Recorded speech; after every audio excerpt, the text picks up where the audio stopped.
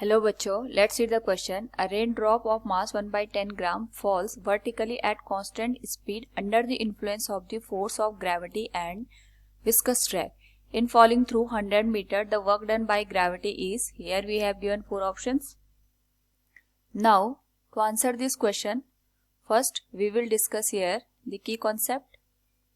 And here the key concept is work done under the effect of gravity. Now, सबसे पहले हम देखेंगे यहाँ पे हमारे पास एक रेन ड्रॉप गिवन है जिसका मास हमें दे रखा है यहाँ पे 1/10 ग्राम, यानी हम इसको लिख सकते हैं m इक्वल्स 1/10 ग्राम, और इसको अगर हम केजी में कन्वर्ट करें it will become 1/10 into 10⁻³ kg.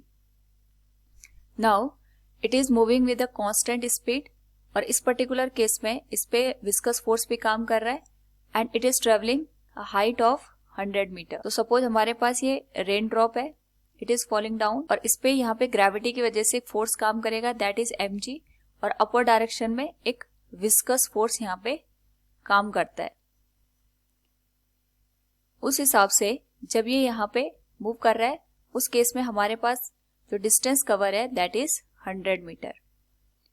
तो अगर हम इस केस में वर्क डन की वैल्यू को फाइंड आउट करेंगे, the value of work will be change in potential energy, और हमारे पास यहाँ पे जो चेंज इन पोटेंशियल एनर्जी है it will be equals mgh. So we can say here the work done will be, mass हमारे पास दे रखा है 1/10 इंटू 10⁻³ kg. g की value we will take 9.8 and height हमारे पास आ जाएगी 100 मीटर. तो अगर हम इस वैल्यू को सॉल्व करें इट विल बिकम 0.098 जूल.